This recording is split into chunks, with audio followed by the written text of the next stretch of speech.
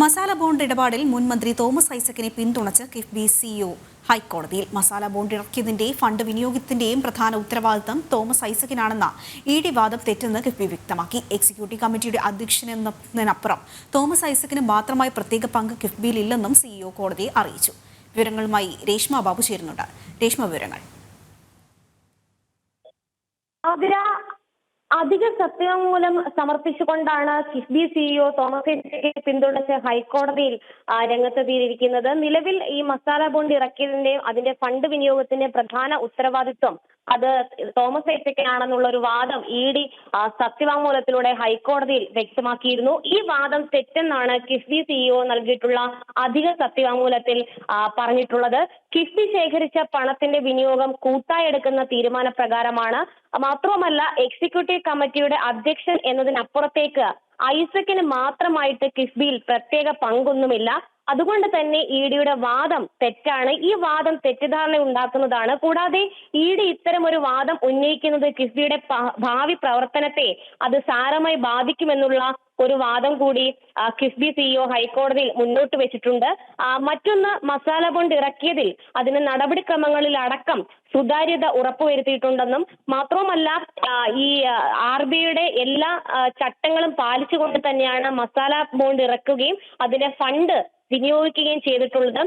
കൂടാതെ മസാല ബോണ്ട് ഇറക്കുന്നതിൽ മാത്രമാണ് governing body അനുമതി നൽകിയിട്ടുള്ളത്. അത് ഇറക്കിയതിനു ശേഷം, അതായത് ബോണ്ട് ഇറക്കിയതിനു ശേഷമുള്ള ഫണ്ട് വിനിയോഗം ഉൾപ്പെടെയുള്ള കാര്യങ്ങൾക്ക് ഗവേണിംഗ് ബോഡിയുടെ അനുമതി വേണ്ട. മാനദണ്ഡങ്ങൾ പാലിച്ചാണ് ഇത്തരത്തിൽ മസാല ബോണ്ട് ഇടപാട് നടന്നിട്ടുള്ളത്. അതുകൊണ്ട് തന്നെ ഇഡിയുടെ സത്യവാങ്മൂലത്തിലെ പരാമർശങ്ങളൊക്കെ തന്നെ തെറ്റാണ് എന്നുള്ള വാദമാണ് കിഫ്ബി സിഇഒ ഹൈക്കോടതിയിൽ മുന്നോട്ട് വെച്ചിരിക്കുന്നത്. നേരത്തെ തന്നെ ഇഡിയുടെ സമൻസ് ചോദ്യം ചെയ്തുകൊണ്ട് കിഫ്ബിയുടെ ഒപ്പം തോമസ് ഐസക്കിന്റെയും ഹർജികൾ ഉണ്ടായിരുന്നു. ഈ ഹർജികളിലാണ് ഇപ്പോൾ തോമസ് ഐസക്കിനെ പിന്തുണച്ചുകൊണ്ടുള്ള പരാമർശങ്ങൾ അടങ്ങിയ സത്യവാങ്മൂലം കിഫ്ബി ഹൈക്കോടതിയിൽ സമർപ്പിച്ചിട്ടുള്ളത്. എന്തായാലും നേരത്തെ തന്നെ ഈ ഇഡിയുടെ സമൻസിൽ അതിന് മറുപടി നൽകാതെ ഒഴിഞ്ഞു മാറുന്ന സമീപനമാണ് തോമസ് ഐസക്ക് സ്വീകരിച്ചത്. ഒപ്പം തന്നെ തോമസ് ഐസക്ക് കഴിഞ്ഞ തവണ ഹൈക്കോടതിയിൽ വ്യക്തമാക്കിയത് എല്ലാ രേഖകളും കിഫ്ബി നൽകിയിട്ടുണ്ട്.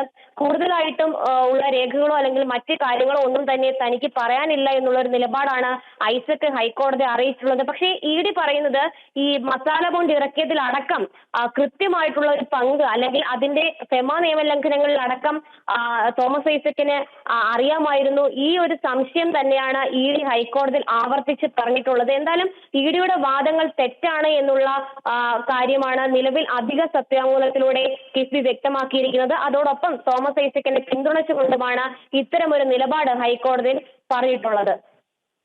ശരി, കൊച്ചിയിൽ നിന്നും രേഷ്മ ബാബുവാണ് വിവരങ്ങൾ നൽകിയത്.